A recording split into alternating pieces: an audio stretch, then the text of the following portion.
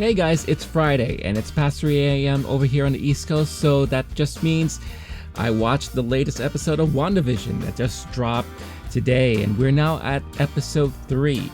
And things pick up very interestingly from the last episode, or the last 2 episodes that we got last week.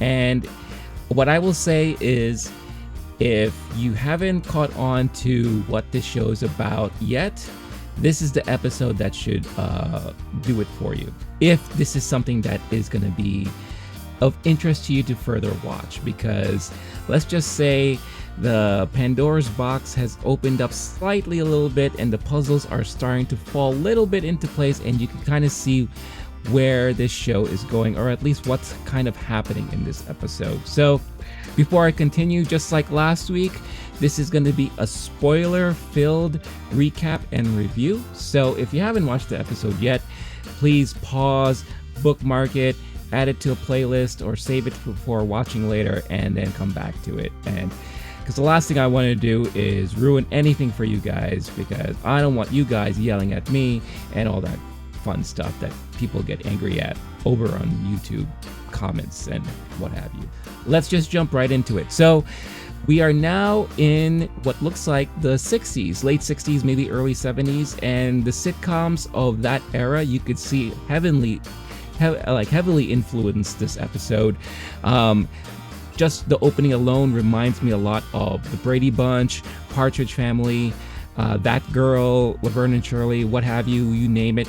So it definitely sets the tone of where we are. We are now in color, but we're still in the smaller aspect ratio, kind of dictating the time. And basically the whole point of this episode is, we last left off with Vision and Wanda expecting a baby, and the pregnancy was all of a sudden something that just really happened, and that's what's they are honing in on this episode, is how quickly she got pregnant and how quickly she's coming along, because it seems like her pregnancy is quite accelerated.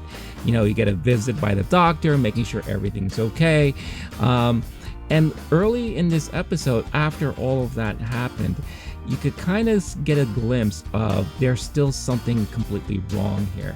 And Vision may be starting to catch on just a little bit. He sees his neighbor Herb trimming hedges, but for some reason he starts trimming into his fence, what have you. And he looks like he's in a trance, or whatever the case is. So Vision kind of catches that, mentions a little joke or what have you, and then just carries on. And Vision is reading up on how to take care of kids and babies, and he's practicing getting things ready, but he's also like pointing it out to Wanda that this pregnancy is coming along really quickly and you're progressing much faster than normal.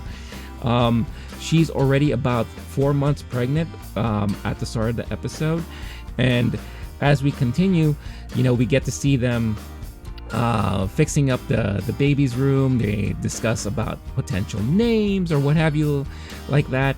And then there's a moment in this episode where we get another rewind, or we get another cut. Basically, Vision does question that, there's a lot of weird things happening. This pregnancy is all of a sudden, and the accelerated progression of it. And there's a lot of weird things happening. What could that be, and what have you? And you can see it's worrying Wanda. She's like, I don't want anyone here to catch on. And then we get a cut, and it basically rewinds that scene alone, and it just changes the narrative. It changes the dialogue and all that. So very similar to kind of what we saw at the end of episode 2. So we already starting to get like these little glitches happening within the Matrix. Like that's kind of what I like to refer to it, if you saw my review last time.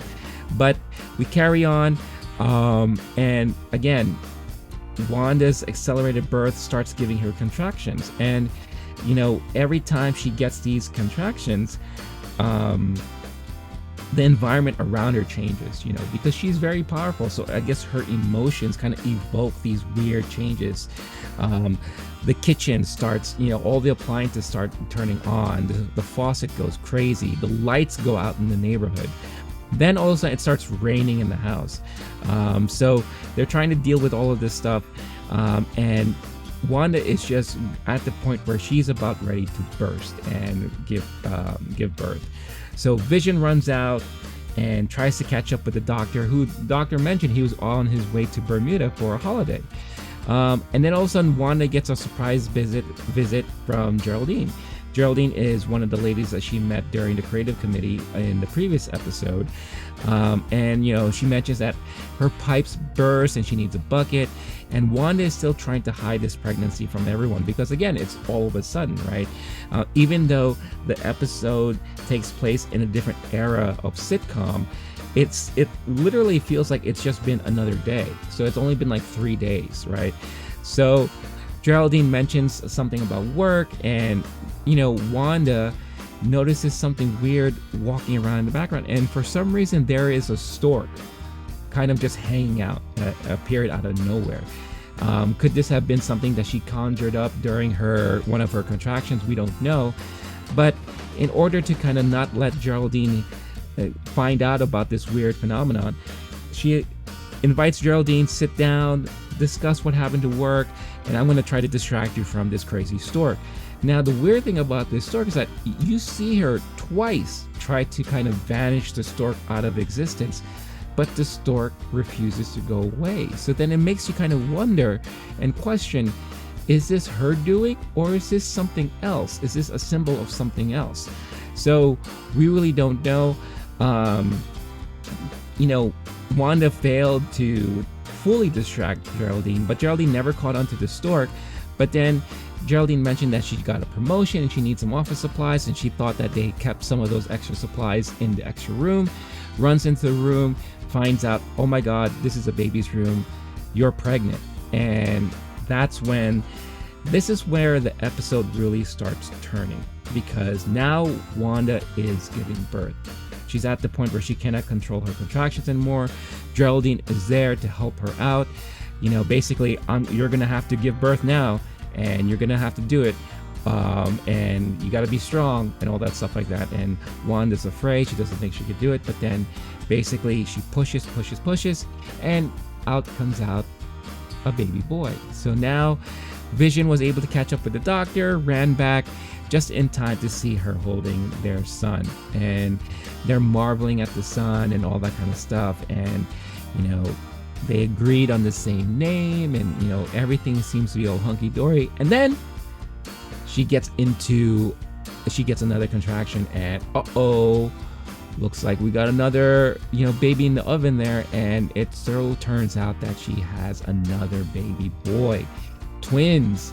How fitting for someone who was a twin herself. And funny enough, she does mention that in this episode, but let's not get there just yet. So Vision walks the doctor out, thanks the doctor for coming in, hopes the doctor can go back on holiday. And the doctor kind of mentions something odd where it's like, oh, I don't think we'll be going away just yet. Small towns, kind of hard to escape. Vision does kind of ponder at what that meant and all that. And then he looks over. Herb is now talking to Catherine Hahn's character there. And it looks like they're gossiping about something. But, he says, hi, guys. And they kind of give like that fake, hey, how's it going, neighbor? And all that. But then they continue talking. And Vision gets very curious at this point. He walks over and he starts questioning, asking how everyone's doing and all that kind of stuff. And they are acting very, very weird and odd. And Vision kind of tries to just ignore it and what have you. And as he's walking back into the home, Catherine Hahn basically asks Vision, is Geraldine in the house? And he said, yeah, she is. Why? And that's when things start becoming weird. Cut back into the house. They're marveling at the twins there, and that's when Wanda mentions, well, I was a twin. And mentions Quicksilver, by his name of Petro. And this is the first time in a while we actually start seeing her accent come back, and she starts singing a song, which I can only imagine is probably a childhood song of hers and her brother. And Geraldine kind of looks at her in this odd way, and as she's singing, she just blurts out, he was killed by Ultron, wasn't he? Your brother was killed by Ultron. And then Again, how would she know that? Where would this come from? And that really took Wanda by surprise. And Wanda now starts confronting her. You know, what did you say? You know, and all that kind of stuff like that. And Geraldine tries to play it off. You know, again, cut back to outside. You know, Vision's trying to find out why they're asking about Geraldine, and they kind of mentioned to him that, you know, she's new in town, she's alone, no family. And Vision's like, well, what's wrong with that? You know, that happens. And then Catherine Hahn mentions no place to live. And that's where things really take a turn. And Vision's like, wait a minute, what are you talking about? And Herb tries his best. He really wants to tell Vision. And you could see he's about to say, you know, like basically like, well, why is she here?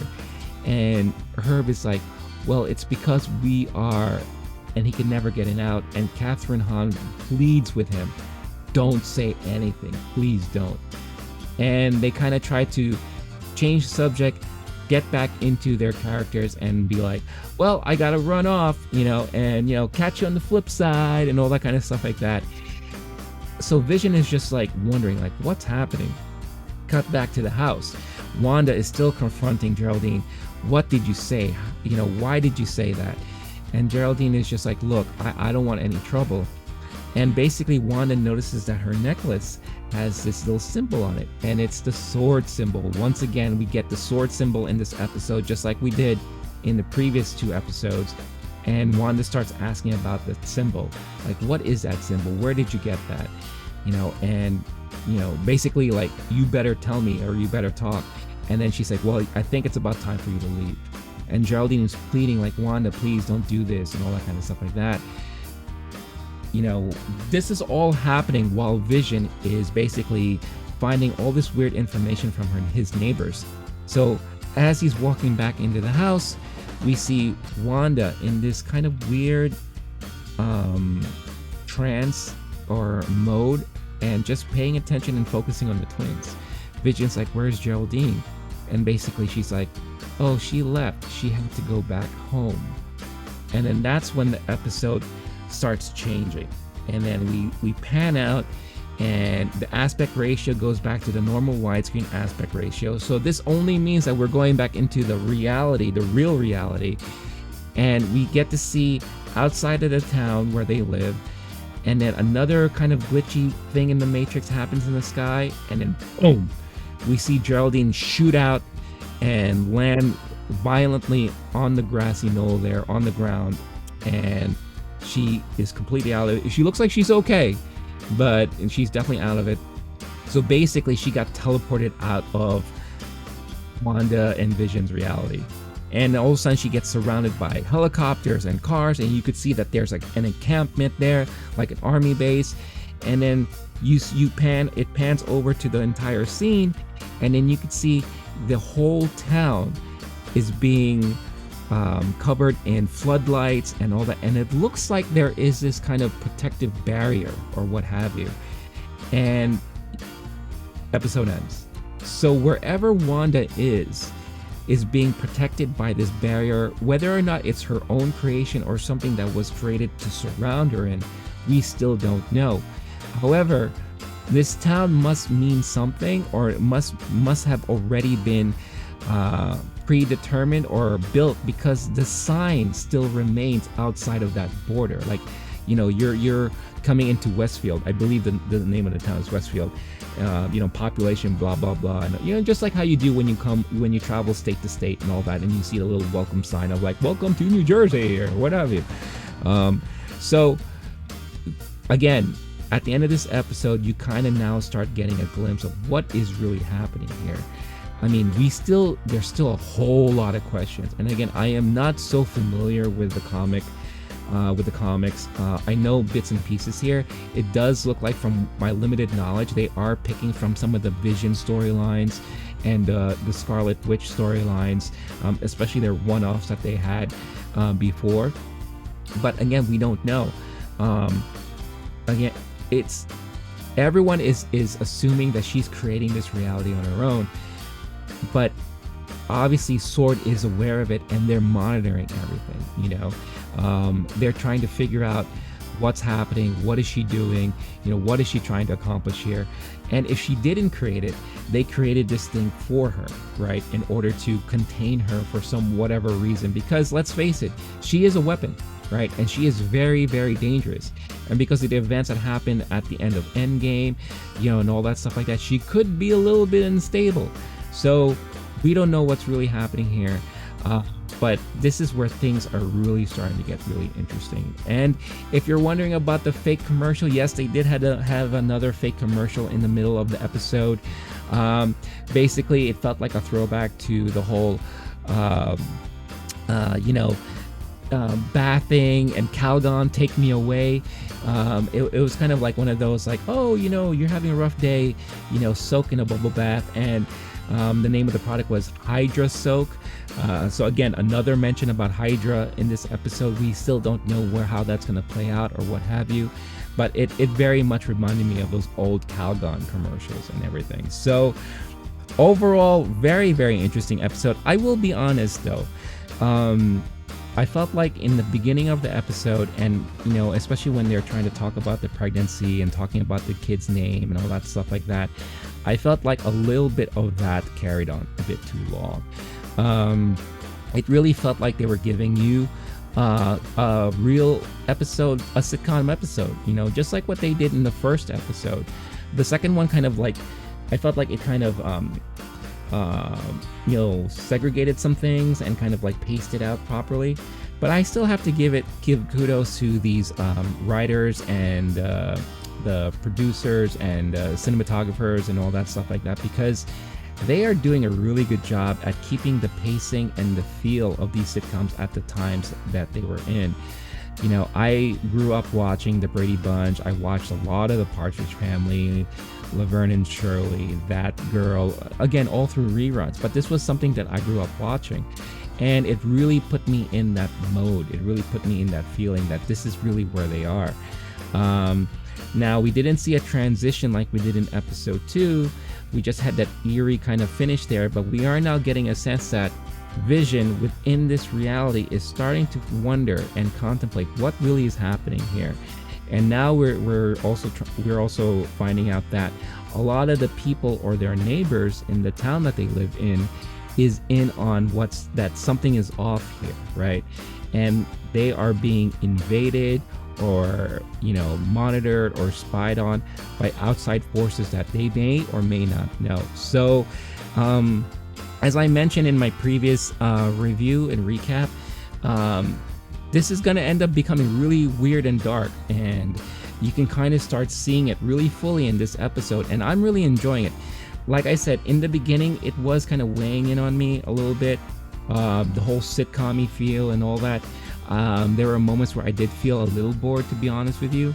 But once these little things start happening, like towards the end of the episode, basically when she started giving birth and things started really happening, that's when I started like really, pepping up and paying attention and all that. But I want to know what you guys think. Leave your comments and thoughts in the comment section. How have you interpreted these episodes so far?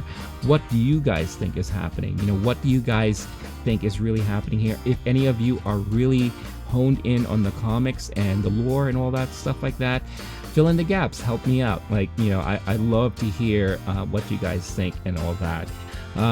Next week is going to be another big episode. Now that we are starting to see a glimpse into the faux reality and the real reality, and how things are kind of like trying to infiltrate one another. It's interesting to see how they're going to portray that moving forward. I'm pretty sure the next episode we're going to be in the 70s or maybe the early 80s. We don't know yet, but it'll be interesting to see nonetheless. So be sure to tune in again next week with another spoiler-filled recap and review. And like I said, chime in on the comments, let me know what you guys think of this episode, and I will be looking forward to speaking to you guys again next week. So until next time, see ya!